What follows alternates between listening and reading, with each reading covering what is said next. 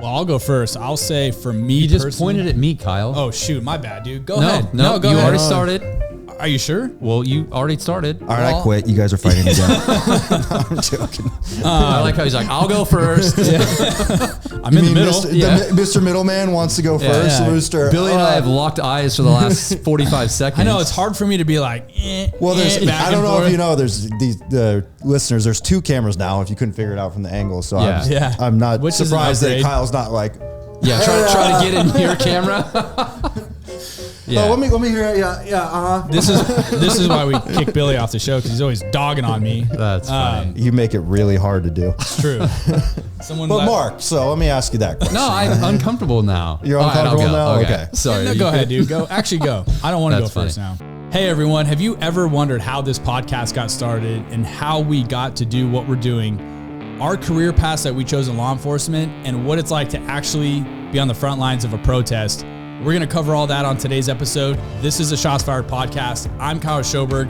We've got Mark Redlich, and Billy is back in studio. Welcome back, Billy. You actually made it. Thank you. Thank you. But before we get started, drop a comment below for your opportunity to win this medic box and the contents that are in it. One of the items that comes in it is this 11-in-1 multi-shear combo. This thing is guaranteed for life. All kinds of neat stuff in here. Check it out, enter for your opportunity to win, and we will ship it to you free of charge. All right, so let's get into how this podcast even started, how we became about. We're in this cool little studio that we have now, but let's share where we first started and go back a little bit into memory lane, which was honestly how this whole thing started, which was me and Billy in my driveway having a beer over a bonfire, and I had this crazy idea, and I remember asking Billy, thinking to myself, he was going to say no, and then I was going to just find somebody else to help me do it. And lo and behold, when I said, hey, Billy, I've got this crazy idea. Are you think you'd be down? And he's like, the guy that he is, he goes, yeah, what is it? I go, let's start a podcast. And literally he just goes, okay, sure, let's do it. And I don't think you even knew what a podcast probably was when I asked you. I don't know. The reason I wanted to do it, though, honestly, was because I had been invited on to a person's podcast. It was Mic Drop with Mike Ritland. If you haven't seen it, check out his YouTube channel. And I got to share some pretty cool, unique stories that I had been involved in as a police officer. And I thought it was really cool that he had me on his show. He's got a large following. And most of the content that those guys share are military guys sharing their incredible stories, you know, in overseas and war and all those things. And, you know, mainly special forces operation guys. And so for him to allow me to share my stories, I thought was really cool. And I got to thinking about it. There wasn't a whole lot of police officers putting themselves out on YouTube or even doing podcasts and allowing other police officers to share their stories. You know, some of these stories guys struggle with, and, you know, cops have always just been kind of tucked away in the shadows, and that's just the way it's always been. So I thought it was a cool, unique opportunity to do that. And so this was kind of around during COVID time. Not a lot was going on. And that is truly why we came up with the idea to even start this podcast in the first place. It was literally just to start a platform to provide other law enforcement or any first responders their chance to share their unique stories and some of the things that they've done and bridge the gap between communities and policing. And that's why our motto is it literally is a podcast for everybody. So that's truly how this whole thing got started. And when I invited Billy to do it, you obviously agreed to do it with me. We didn't know anything about podcasting, YouTube, this equipment, lighting, cameras. We had none of it. Literally, we didn't know anything about it. And it was more just like, you agreed to do it. So I was like, okay, well, now we're going to do it. What did we even do the first episode on? Oh, dude, it was horrible. Yeah, it was, I don't even know. I think we were sitting in my kid's bedroom with like a disgusting brick background behind us. Yeah, I tripped over some dinosaur, some T-Rex or something. Yeah, so I still hate that thing, just so you know. So where we started was my kids' playroom at my house. We basically evicted them, which they weren't too happy about. An unlawful eviction. Yeah, we definitely unlawfully evicted them. In fact, I remember them asking me, they're like, Dad, what happened to our playroom? And I had to explain to them that we're going to be doing this podcast now, which they didn't know what it was. It was like, what playroom? Yeah, and so, dude, we went to Home Depot. We bought wood to build our first table. Oh, yeah. It was 2x4s and... Horrible. And plywood, I think, right? And it was terrible. We just put like a sheet over the top of it or something. No, I don't even think. No, we just stained, like we just built this table that we went to Home Depot. We bought the wood to build it. That thing's in the dump. No, that thing is in the dump. But that was our first like podcast table. Then we bought some microphones, and then we bought a couple microphone stands, and you know, then we had to research on the equipment you needed. And so next thing you know, headphones and everything. I remember the full headphone thing going. Yep, you had white ones. I had black ones. It was a disaster. I had straight up. Were they like Beats? Yeah, by Dre, and I don't even think they worked. But I think they were knockoffs. I think only one ear actually worked. It was horrible. So that was really how this whole thing started. Like we didn't know what we were doing. We didn't know where it was going to go. And then we started doing them, and long and behold, we actually had some positive feedback from some people that started seeing them. And then we just became kind of consistent with it. We started doing them in my kid's bedroom. My girlfriend Stephanie was playing pranks on us while we were doing our shows. And I think about... Oh, yeah. I think she turned the heat on like every single time. Oh, yeah. Middle of summer. That room would be so hot, I remember. Sweating. And about the 10th episode, I think, Mark, I called you and I'm like, hey, man, we're doing this podcast thing. Like, we had some janky camera that I bought at Best Buy that was like horrible. I'm like, do you want to come on this podcast with us and do it like an episode with us? And you were... And honestly... I actually thought you were going to say no. And to my surprise, you were like, yeah, let's do it. And you're like fired up about it. And I'm like, all right, cool. Mark comes over. We do our episode with you talking about SWAT and all those things. And then Mark just kept showing up after that to my house. Well, I think like Mark brought the order that we probably greatly needed. Yeah. Like we were just straight chaos, I think. Like, just like, yeah, we'll figure it out. And that's kind of how we did it. And then Mark's like, no, this is, you know, I think after you started coming back a few times, it's like, no, we should do this, and you're like, and you and I'd be like, oh yeah, that's really, why didn't we do that in the first place? Yeah. Well, I was on a podcast before that and I was like, oh man, Kyle has a podcast. I'll do that. I've known Kyle forever. And then I remember showing up and then going in your kid's playroom and I was like, what?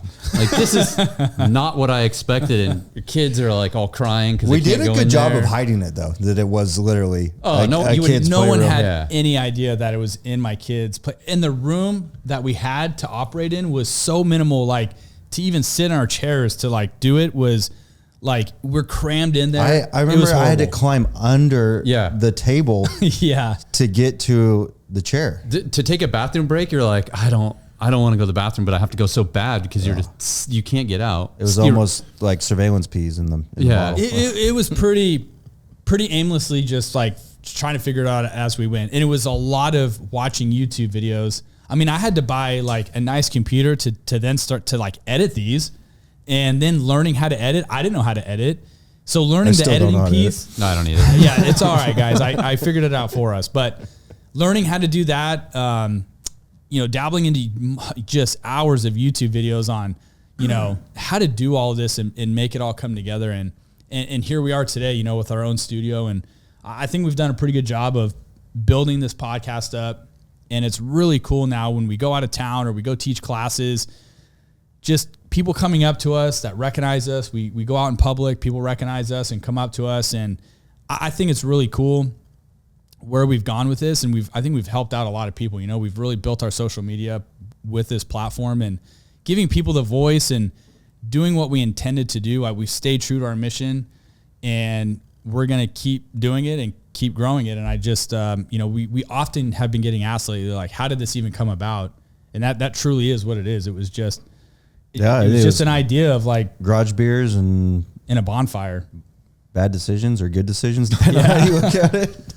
Yeah, so I remember some funny stories going over to your house, showing up with pizza, eating, hanging out in your kitchen, and then saying, hey, all right, you guys ready to go do a podcast? And then your girlfriend would be like, okay, you guys are going to go play. And then we'd go in there, and then, like, the temperature was fine. And then there's a lot of times, I remember you having to slide the back window open. We're like, why is it so hot in here? Oh, wow. It's heaters blowing. We used to close the vent. We're like, God. And then we'd go out, and you're like, did you turn the heater on? And then we found out she was messing with us and turning the heater on. Yeah, she thought it was quite funny. And it was funny because we never knew, I don't even think we knew what we were going to talk about. When we went into the room to start talking, it was just, we would hit record and we would just start flapping our gums and then come up with some form of content that we would talk about. And then we were kind of relying on guests and stuff to, they would pitch stuff to us on YouTube and we're like, all right, yeah, we'll talk about that. And then we got into like movie reactions, watching that. But that was fun. It was. What was that one? The first one that was Into Watch? Into Watch. That one killed it on videos. That out of nowhere, we're like, wow, that one's doing really good. It's still doing good. Yeah. I will say I'm impressed for a couple of 3 street cops who knew nothing about any of this to slap all that together and put out like quality stuff. I'm actually pretty proud of like the stuff that we actually did. I thought it turned out cool and like where we've grown, and I'm very proud of I still all don't of know it. how, but I don't either. I have no idea, but we appreciate everybody that's ever supported us. I mean, seriously, like without all of you, we would not be here today. We wouldn't even have kept doing it. So that's what's been driving us to continue to do it. I guess I can't talk about keep doing it because. Let's talk about why Billy went away for a little while, and we get asked that a lot. We do get asked that a lot. A lot. People drop comments on our YouTube videos. Where's everybody loves me? Yeah, where's Billy? Look What at this happened? face. Listen, who wouldn't love this face? There was a comment we just got probably 2 or 3 weeks ago on like one of our newer videos that we just put out. I don't remember which one, but it was like, hey, I just coming back to your channel, hadn't been around in a while or whatever. Like, what happened to the third guy, Billy? Like, where is he at? And so that was my burner account. Probably was actually. You're the one that's over there like, where's Billy? I just have like 10 of them. I just send you random messages every once in a while. Just see what his responses are. It makes sense. Like, but that guy was the best. Yeah. I really loved him. I knew it sounded like you, your tone, the way you write. Yeah. Well, if I could write, I mean, I had to do just chat GPT or whatever. Smart. Voice text, please write. Yeah. That's probably true. So you want to tell people what was going on? Yeah, just, I mean, the short story is just priorities took me in a different direction. And those priorities, it's not that this has become a priority now. I mean, I'll be completely honest, work has taken me to be fairly busy, and with that, I just made the decision that my free time I wanted to spend it with family, and I'd still see you guys, and it was just this is a commitment. You guys very much know that, and you guys have committed a lot more to it than me. And another reason that I stepped away is just I felt like I kind of was like making things difficult sometimes was part of my issue. It was like, oh, I can't do it this time. I can't do it this time. And, I was basically the problem on scheduling and stuff. So part of it was just, I didn't want to be a problem, and I had different priorities. Well, I think what people don't see behind the camera is the scheduling and everything that goes into putting one of these podcasts together, right? You got 3 different guys all working full-time jobs. We're still in law enforcement. We still have our jobs. Mark's a busy guy. You're running multiple hospitals. It's like to try to get 3 people on 3 different schedules together in one place. It is very difficult to do. And then you're talking about having guests come on and running around their schedules. Like today, scheduling even to do today, like with all 3 of us. It was like a last minute. Yeah. It's difficult. Is it going to work? Well, I mean, I think I've been fortunate with dealing with you guys, and you brought up the guest thing, is like dealing with you guys understand. You guys 100% understood that right now I could get a call and I'm gone. Yep. And you guys totally respect that and everything. But when there's a guest coming and they're like scheduled and sometimes from out of town or something like that, it's like, hey, I'm out. Yeah, and that's what ended up happening. It was I think a couple times that happened. Like, hey, I just can't make it. Yeah. And you guys filled in and did a great job, and that's why I started to look like, hey, they got it. Well, I think what I noticed too is that when we moved from your kids' room, and we started to grow pretty fast. Yeah. And then we got an actual studio. And then it's like, okay, well, we got to start doing some more. And then it just became more time consuming. And then priorities, like you were saying, it's like your work is a priority. My work is more flexible, and I'm not on call, so I don't have that restriction. But it definitely got to the point where it's like it became so time consuming. Like, how do you manage? And well, here's the thing too. It's like the cool thing for me is like, people don't see this, but first of all, you live next to me, like a few houses down. We've always maintained a super good friendship. Like all 3 of us have always maintained a friendship. We hang out all the time, and that was never taken away from us. You know, a lot of people who get involved in businesses with friends and stuff, you know, things fall apart. Like, here's the thing, being totally transparent, we have arguments too. Like we just had one. So it's true though. Like, that's how you get better, I think, is you got to be able to communicate if you're going to do a business together. This is a business. You know, we're not always going to agree on things. Like, even pre-podcasting, like, we may all have 3 different ideas of what we want to talk about. Right. And, you know, we did today. Like, Yeah. So there's that, you know, but being able to maintain the friendship thing is always, I think, going to be priority to all of us. And yeah, I just think, like, you know, part of it is people don't realize that. So let's say this episode ends up being an hour long, which it probably won't be, but say it's an hour long. That's probably like an hour and a half to 2 hours of recording there. Yeah. And then there was an hour before we got here, the prep that we were prepping. And that's because you guys from, I don't know, this is not the playroom anymore. This place is pretty set up. Yeah. You know, the playroom was even like an hour and a half, 2 hours more, because we had to clean it up every time. But, and then when we're done, there's another half hour at least of cleanup. Yeah. And then, you know, I never did the after work, I guess, of editing and stuff like that, where this very rapidly started to feel like a job for me at some point. And that's not why I got into it. I didn't get into doing this with you to make money, to be famous, to do anything like that. I got into to have a good time with friends and chat, and hopefully teach some people some things, or let them, you know, open the door to what this job really is. Yeah. And I think we all still want to do that. And that's why we're all 3 sitting here today, is we want to have fun. It's 3 dudes just having a conversation, but also providing some type of content or context for people to learn from. And that's why we're going to talk about some of the things that we're going to chat about today. Speaking of your career path and the job that you're doing now, to, you know, which kind of hindered you in doing this full time with us.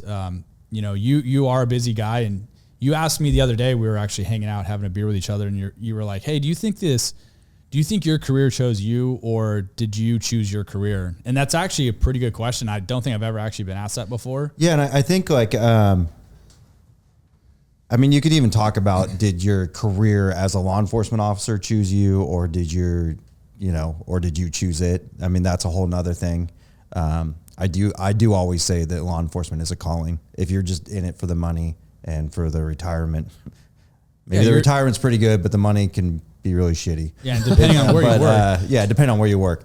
Don't get in it for there's better jobs out there. They'll pay better, and the hours are better. The hours are better, whatever. You're home on the holidays. Yeah. But once you're in it, it's very rewarding. Very rewarding. I think everyone here would agree with that. And I think all the listeners that are actually in law enforcement, I would say 99% would say very rewarding job.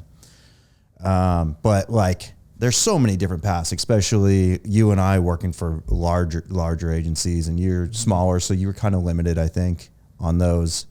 But I asked you, like, within your path, did you say, hey, this is my end all goal?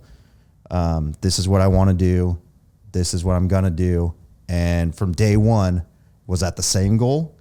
And did you keep doing it? And then that was it. That was the goal. And you worked towards that goal. Well, I'll go first. I'll say for me, you just pointed at me, Kyle. Oh, shoot. My bad, dude. Go ahead. No, go you ahead. already started. Are you sure? Well, you already started. All right, I quit. You guys are fighting again. No, I'm joking. I like how he's like, I'll go first. I'm in the middle. Mr. Middleman wants to go first. Yeah. Rooster. Billy and I have locked eyes for the last 45 seconds. I know it's hard for me to be like, well, back I don't and know forth. if you know, there's these listeners. There's 2 cameras now. If you couldn't figure it out from the angle, so I'm not Which is an surprised that upgrade. Kyle's not like. Yeah, try to get in your camera. Yeah. Oh, let me hear it. Yeah. This is why we kick Billy off the show, because he's always dogging on me. That's funny. You make it really hard to do. It's true. But Mark, so let me ask you that question. No, I'm uncomfortable now. You're uncomfortable now? Okay. Sorry. No, go ahead, dude. Go. Actually, go. I don't want to go first now. I always wanted to be on the SWAT team. It was just something that I wanted even before law enforcement, and then getting into law enforcement as my career started going. That's what I wanted, and that's what I kept focusing on. And I did test for other units, crime suppression unit, the gang team. I didn't get picked for those, but SWAT is what I wanted. We're a full-time team. It's one of the handful ones in the state of California. That's where I wanted. I mean, I tested I went out and volunteered constantly with those guys to see who they were, what they did, to see a different perspective. I interviewed and tested for it 5 times and never got picked. I mean, to this day, there's jokes about me interviewing, and one of my answers was I would drive the Bearcat to the front door and block the door. It was a total, I have no idea, like, because we talked about in the past, interviewing's a skill, but that's always what I wanted to do. And then the 6th time I interviewed, I was picked for it. And honestly, like, I'm not gonna say you're shoulder tapped, but you know that the team wants you. You know that management wants you. You are the one that they want, and you just have to do good enough to get in that top rank where they can pick you. In the times before, I was at one and I couldn't get I just wasn't good enough at an interview to get picked, and it was crushing. Other guys that got it over me were just as solid guys. They were deserving. And the 6th time that I interviewed, I did well enough where they could actually pick me. How many guys do you think put in for a spot, they fail that many times, and then they just give up completely, and they're like, all right, I'm never going to get picked? I know one other guy that interviewed a lot, 5 times for SWAT. I think I have the record for the most. Yeah. So it's like this podcast. Like, I just wasn't going to not continue to try. Yeah, it's perseverance, which is something you want on a team like that, you know, like that no quit. Yeah. And you know, knowing what you wanted to do, and you're like, this is what I'm going to do. I don't care that you tell me 4 or 5 times that I'm not good enough or there's someone better. Yeah. I think you should always try until somebody who has the ultimate decision says to you, look, dude, you're never going to be on the team. Like, stop wasting our time. Even then, I mean, like, I don't think you should stop trying. Then I think that maybe you should get better, or like figure out your deficiencies, or maybe be like, I'm still going to try and do this, but hey, if there's a high likelihood that's not going to work out the way I want it to, I'm going to try for this too, and I'm going to have my lateral path. Maybe. I could see that, but I do agree with you, Kyle, and we rarely agree on stuff, but that's true. That is true, because there are times in any job, not just in law enforcement, that you believe you're the best for it, but bigger picture, standing back, you are just not what they want. Right. It might not be, it might be personality, it might be size, it might be skill set, whatever it is, you just don't fit that. And I think it's very respectful, and not enough management does this, where they will tell you, hey, listen, you're just not, however they want to word it. Like, you're not a fit right now for the team. You're not a fit right now. You're not what we're looking for. Yeah. Is there something else you're interested? I'd like to help you, because a real leader would help you get to something else. Yeah. So that's true. Yeah. But ultimately, you chose not to pursue other things while you were trying to get on SWAT. So that was like your end goal, which you ultimately got. Would be SWAT, and then ultimately I was there for 5 years, and then that was the end of it. Was when I was injured. So so do you think you'd still be there, or do you think you would have been like, okay, the next progression, I'm guessing, would have been promotion? No, I would still be there. At the time when I started, guys had 12, 14 years on. It was a position that you got that you rarely left. Yeah. And that's what I wanted. That was like my dream. I enjoyed every minute of it, the team, the workouts, all that. And I was going to probably try and do 13 to 15 years, which would only leave me a couple of years left. And then I wanted to go to detectives. Okay. I had no interest in promoting. I don't think I would have the skill set to run a team, because I'd be the sergeant out there making stops where people are like, what are you doing? Like me? Yeah, I know you do that. I talk to you about that sometimes, but yeah, that's what I wanted. My boss. I was going to career it. And then especially if my partner, Patrick, I mean, I medically retired before, but if I would have stayed, he would have stayed. And I think we would have jointly stayed as long as the two of us were ready to go, because I wouldn't have left him on the team, and vice versa. That's your partner. You want to make sure they're the safe. That's who you feel. Yep. I couldn't leave the team leaving him behind, vice versa. Well, I mean, that's like any small team. Like, I think law enforcement as a general, like the brotherhood, sisterhood, whatever, as cliche as it is it's true. But then you get on that smaller team, like a true tactical team or something. It's very much magnified. And then in some instances, you have somebody that you're working with or riding with every day, like your partner. Yeah. And that's like, even like, like truly we are a family, but like they literally become family. Like, those are the people you're probably doing barbecues and stuff with on your and they'll You'll adjust your career for them. I do believe that. That movie SWAT's based on a true story. Just kidding. Oh yeah, okay. I was like, really? Because we roasted that movie. Okay, so since I got ragged on, I'll go last. What about you? I actually know your story. You wanted to do K9, and then you ultimately ended up in something else. So yeah, so working for a sheriff's department, obviously, I think I spoke about it. I worked corrections for several years. I don't remember exactly how much it is. So that kind of limits it, and then there's your own career path within corrections. I didn't really do much in there except for wanted to get out, did my patrol. But I can even speak back to when you asked me when I was in corrections, what do you want to do? And I think that I have sometimes troubles thinking about the future too much. And I was like, I want to be a street cop. Just want to be a street cop. That's all I want to do. And they're like, you want to be a street cop? You don't want to be anything? Like, maybe something down the road. I want to be a street cop. Became a patrol deputy and did that for several years. And that's when I was like, oh, okay. Get to work with K9 a lot. Oh, K9, that's cool.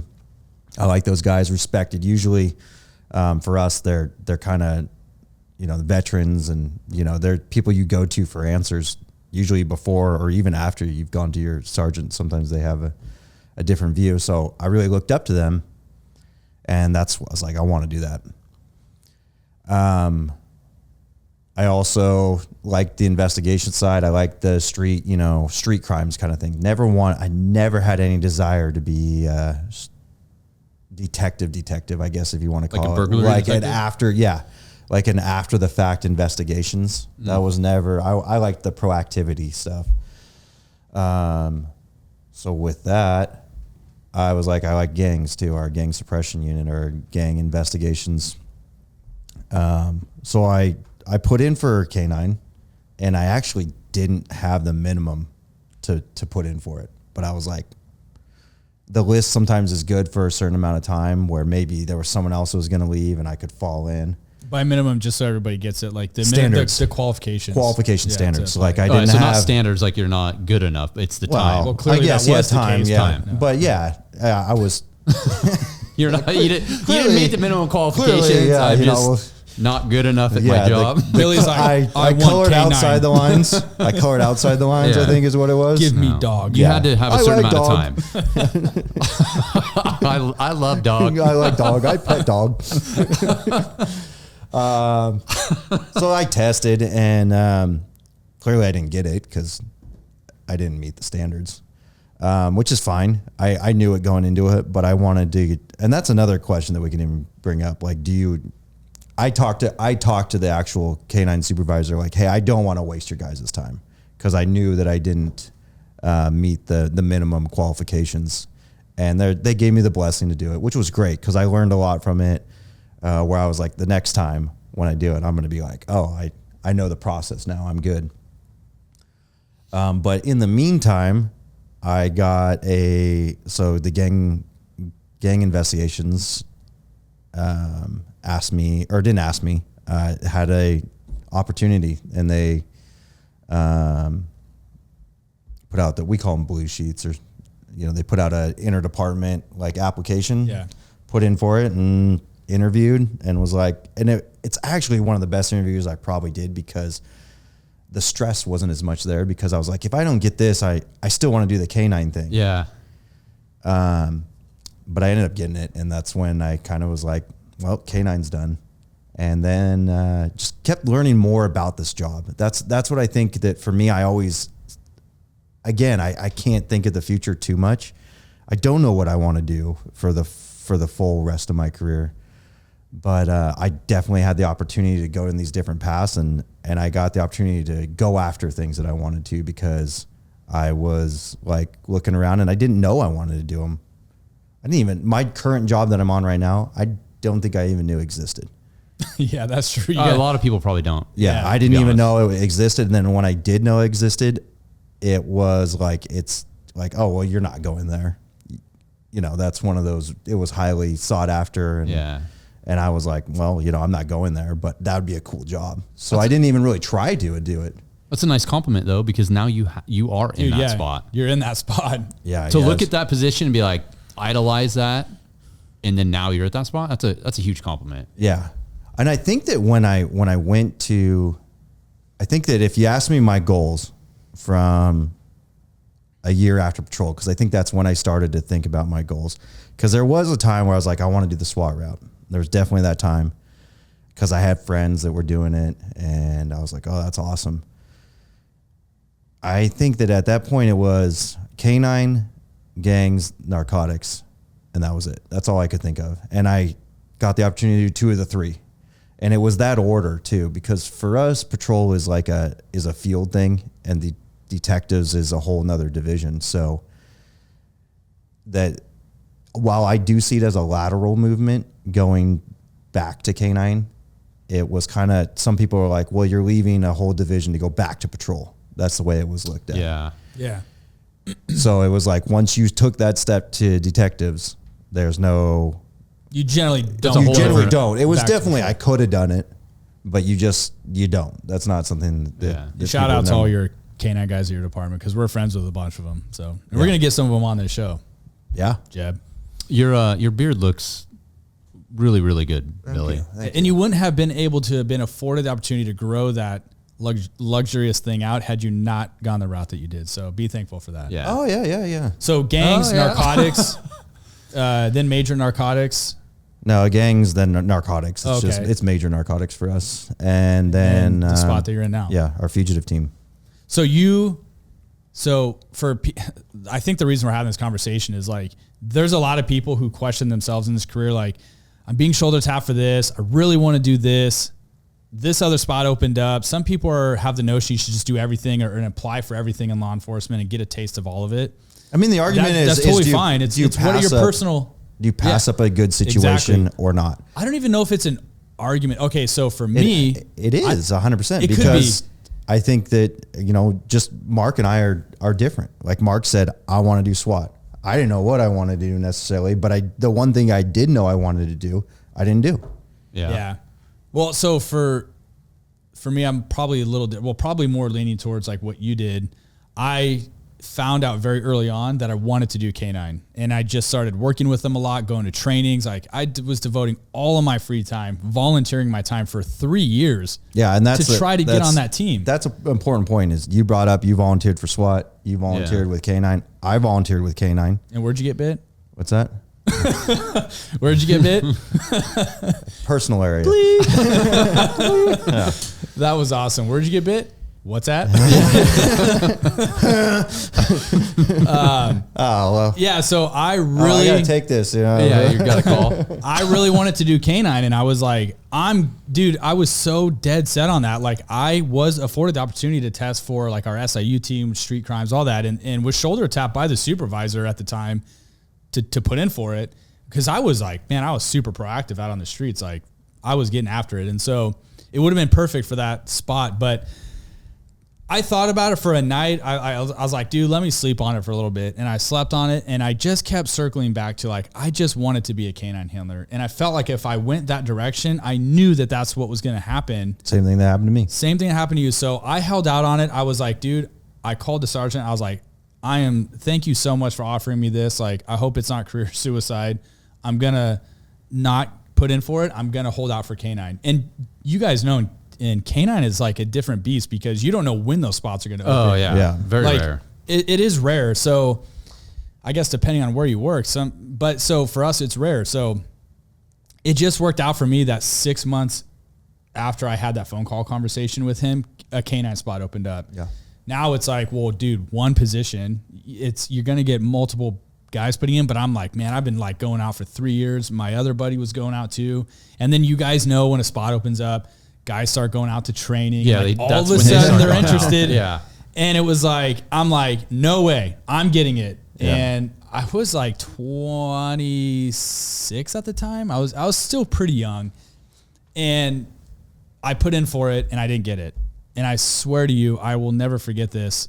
Working graveyards, I got told I didn't get it.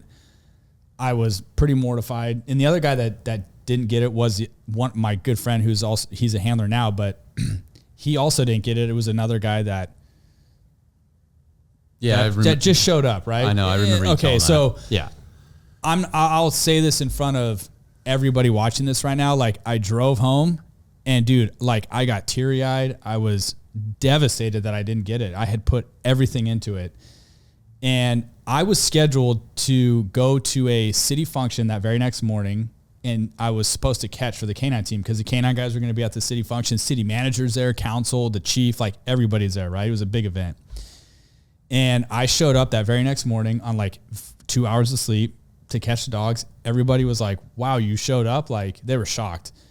To the tune of like the city or the chief pulled me aside afterwards and told me he did not expect me to show up because I didn't get it. And I'm like, hey, that's not my character. I wouldn't just abandon, I was the guy catching the dogs to do this demo. You committed. Yeah, I committed to it. And I showed up that next day, and it worked out. A few months later, another spot opened up. I had to test for it again, and I ended up getting that position. But I'm very, very grateful for all my time that I spent in K9. Got to work 2 dogs. The things that I've got to do as a dog handler has probably led me in the position that I'm in now to even be able to do this podcast or training with Savage Training Group and all the experiences that I got with that. I'm grateful for it. So when you ask me that question, I think my answer is I chose my career because I held out on other stuff for that specifically. I guess you're right. There is the argument of like, should you do that or should you not do that? And really, I think if you're asking yourself that and you're in a predicament where you really want something, but something else is coming open, I really do think that it's on you to figure that out yourself and what is your true passion and what you really want to do. I think that for me, the reason that I basically didn't take my original path was I had in my mind, I had a path past the path. Is I want to go to K9 and I want to do that. I wanted to work like a dog for the age of the dog. And then once that dog retired, I wanted to go on to gangs. Yeah. So that's what I wanted to do. Yeah. So for me, that's why it was an easier decision to be like, oh, okay, well, I'm just skipping that step. Yeah. It's not like I don't think I necessarily changed my path. Yeah. So I was somewhat true to my path, but I definitely. You had like your goal. You had your like career goals like kind of pre-planned out there. Like that was something you wanted to do. So like for me, that like you said, I just wanted to do K9 and I thought I was going to retire out of K9, honestly, until I promoted. But yeah, dude, that's actually a good point is if you have that planned out and A doesn't work out, but B comes open, I think you go with B and like, why not? Yeah. And I 100%. I think some of those decisions, it's easy to say that, but some of those positions are hard because pay is different. You might not be in a uniform. You might have a take-home car. Your family grooming standards are different. Like there's all kinds of factors, but it comes down to a personal decision. And in law enforcement, making those decisions is a family decision. Yeah, that's actually great. So, that's a good point too. Yeah. Family's definitely. Well, that's interesting. I actually didn't know. I knew you always wanted to be K9, and then I did not know you wanted to be K9. Yeah. That's interesting. To the point where I caught dogs for it's probably brutal. Almost 2 years. Yeah. Wow.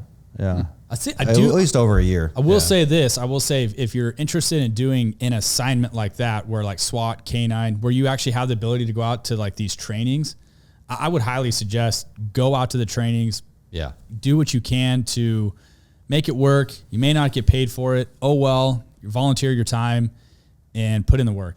I do think that. Yeah, I think that any position that you want to go to, you better talk and make friends with somebody in that position. Yeah. And just say, hey, how do I do it?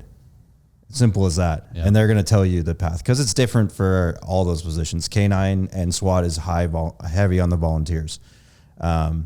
Most detective positions, there's no opportunity to volunteer for training because there's not a whole lot of training. But you can have but there is what's that? You can chat with them and chat with them, and it's like, hey, taking the paper on the call, doing a great job taking that paper, and writing talking to them and being yeah. like, hey, what do I do? Yeah. Even asking. There's times where you can ask that detective, maybe that guy's or girl's been there for 10 years, and you're like, hey, can I see some of your reports? And a lot of the time they'll be like, yeah, here you go. And you're like, oh, I never thought of that. That's I never actually thought of that. Idea. All right, so kind of transitioning from that conversation is what's been going on all over the nation right now, which is all these protests on college campuses. And, being a cop involved in those types of situations and being on riot teams, mobile force teams, having to actually respond out to these protests and literally be on the front lines of them, it is absolutely, it can be terrifying. I mean, we've all done it. You two have way more experience in it than I do. My only time spent doing it was really during the George Floyd protests in downtown.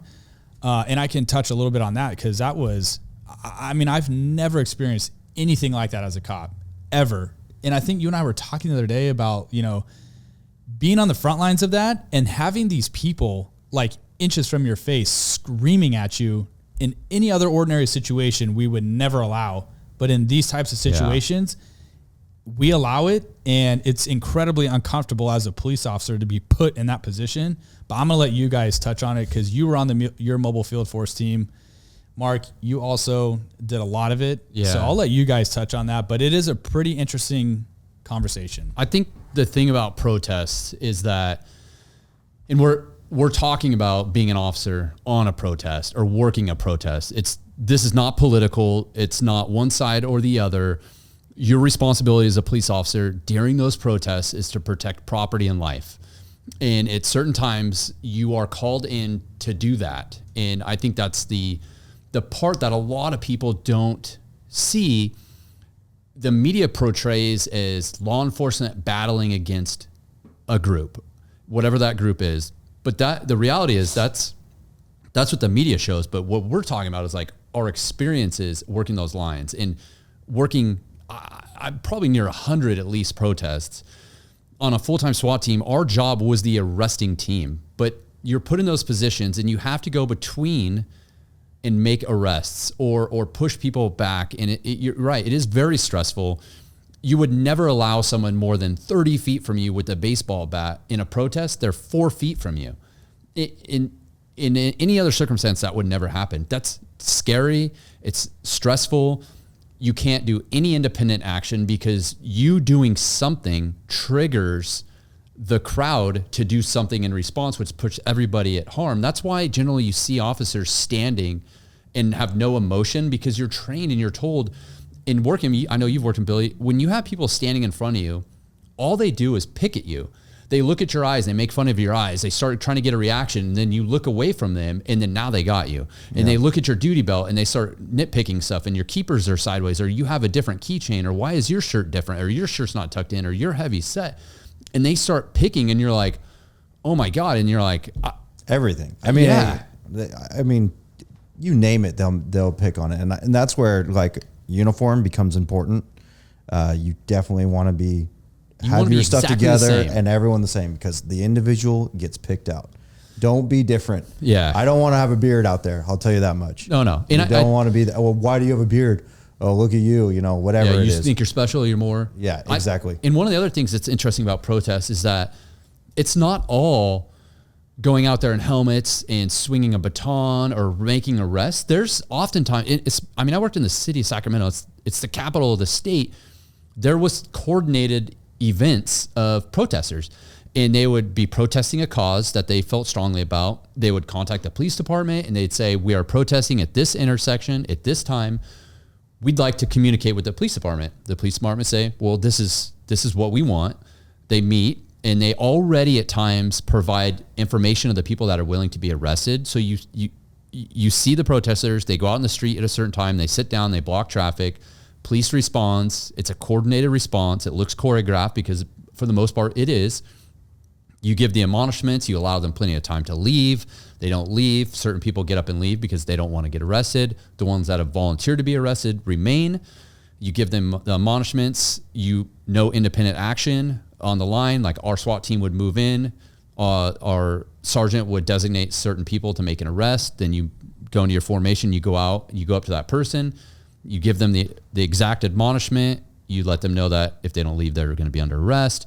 And then you, with respect, and you would do this at any time you would make arrest, you say, okay, I'm going to grab your arm. I'm going to help assist you standing up. Go ahead. They stand up. If they're sitting, you respectfully handcuff them because nobody wants to get injured. And then you take them off to the side. They're issued a citation, and then they're booked with the citation, and then they're released.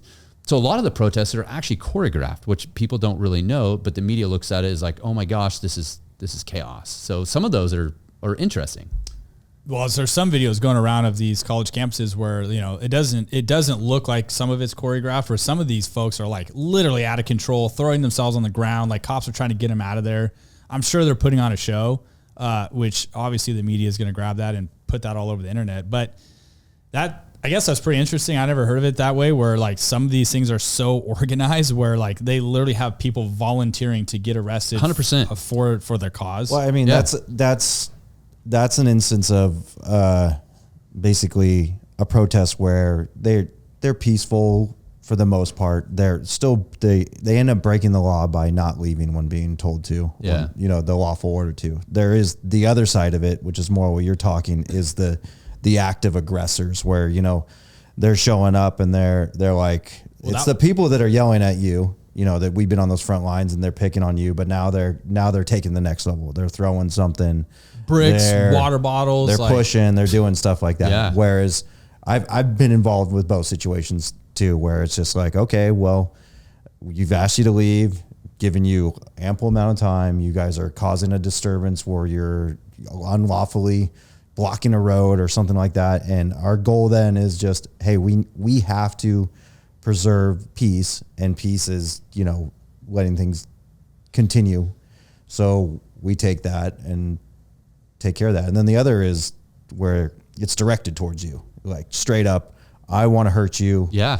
And you know, that's what I want. And that's kind of what the media is picking up more on, is and that's hard because the violent side. As an officer, you're defending yourself, but it's a no-win situation. The rules of engagement change. It does. 100%. And you are supposed to be unbiased, and you're put in a position where you have to do something, and one side is going to believe you're on them versus vice versa. And it's like, no cop wants to go to a protest, a violent protest, and touch anyone. You don't want that. Like, you don't want that fight. You don't want to get hurt. It's incredibly scary. You don't want your knees blown out, like your shins kicked in the groin, like things thrown at you. There's urine thrown on you. Like, you don't know what these people have, and they have all kinds of creative things that they come up with that are disgusting. They hurt you. They can get in your eyes, but if you wear glasses and no one else, like, they're going to pick on you. Protests are no joke, and there are major cities across this country that I hands down applaud those officers for their professionalism, because they endured that for months at times. I know. I see. Yeah, that's what we're seeing on the news with these big cities, you know, like in New York and other cities, where every single day in and day out, these guys are gearing up and going out there. And I think New York's probably not, or is and isn't the best example. I'm guessing they have a team, and that is they do. Okay, so California Highway Patrol in California have a team, a response team. I don't think. But smaller does the agencies, Highway Patrol necessarily have like, I don't know, maybe someone can answer this, like a full-time dedicated. They have a designated team. I know they have it, but is that all they do at the Capitol? I don't know. I think they also it's like have an ancillary other things. position. Yeah, where like, hey, I think the NYPD has like, you are the Okay, so what about a smaller agency that is not a full-time thing, but these cops are still going out there and having to do that? Similar to what we were feeling during the George Floyd riots. I mean, it's the same. Like, I mean, I would love to talk to those New York guys, or whatever team has a full-time team, or whatever it is, because I'm sure that they train it and they're really good at it. Well, they got to be really good at it. There are benefits of working multiple protests. I can tell you the first one I worked, my demeanor, my body language, my responses were way different at protest number 5 versus protest number 70. Yeah. And you can tell, and they can tell, because you're professional, you respect what people are doing. And then when resources get strained because protests are ongoing, they start pulling resources because people get hurt, you get exhausted, you get tired, and then they start pulling detectives, people that don't work the streets. They put a uniform on, and then they start taking those things personal. And you can tell the difference. That's where the training experience comes in. I think you at one point had to go into downtown and work that, and it's the exposure is like, what?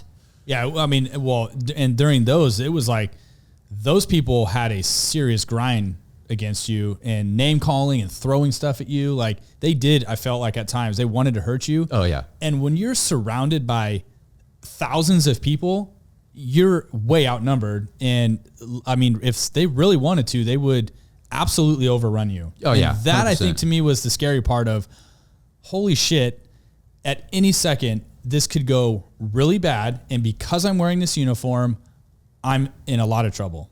Like that was the feeling that I had. They were that angry towards us. And I've never in 18 years of being a cop have ever been treated like that as a police officer. I think that for me, the main takeaway of working so many protests and seeing this stuff going on in the media and then even in the past, I just want the general public that doesn't have that exposure to know that it is really stressful. You're put in positions that are very uncomfortable, different sides, you're down the middle, you're forced to battle one side to protect property or people. And it never looks good. And it is not an enjoyable thing to do that. Nobody wants to go to work and do that. Yeah. Yeah. I never enjoyed doing it. I can say that. Yeah. Yeah, it's not you. The only way you can know about it is truly experiencing it. I think is your own feelings of it, and I'm sure there's people out there that might love going to protest. There could be. Well, I don't think any of us are them, but I think people legitimately get curious about like what do they really like, and they're completely out of it. They just want to see it for themselves, and there are people that will go down to these protests just to see it, and then they get caught up in bad situations. Well, I mean, and George Floyd was one that, I was involved with that kind of stuff too. And I'd say 90%, except for that, was peaceful. Like that I've dealt with where, they want to come, they want to yell, they want to tell you that, your beard's ugly or, your uniform's messed up or whatever. And they want to do that. And that's fine. And that never bugs me. There were literally like kids running up to you and like literally calling you a name just because like they felt like they could, which they could at the, it's like, okay.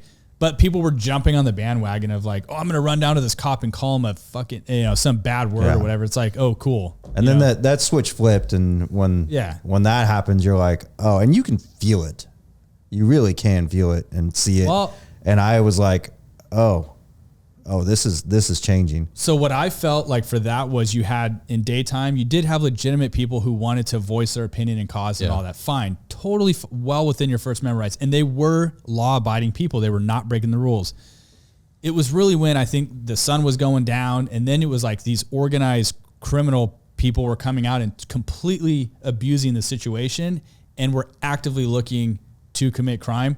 That to me was an entire different group of people than the folks that were out there trying to do and say what they wanted to say. Like there was just, to me, it was like two different groups of people and then everyone just kind of got lumped into, one big protest. And so at least from our perspective, that's what I saw. I think, and I know I wasn't going to say anymore, but I do want to kind of add one more thing on that. I think no, you're done, dude. No, your time's up. What a lot of people don't know too is like, at least in the state in California at the Capitol, when you have protests and rallies on the state grounds of the Capitol, they don't just show up to do that. They get permits to come onto the grounds and to voice their opinions. So they're doing it the right way. And you do get it, at least, and I'll speak from the city of Sacramento, you get people that get permits and they say, this is our march, this is the route that we're going to take. And the city looks at it in management and goes, okay, do we battle this or do we work with these people, block traffic, make it safe for them to do their protests, to get their voices heard, to get on the media. They respect our department. We respect what they're doing. There's no one getting hurt.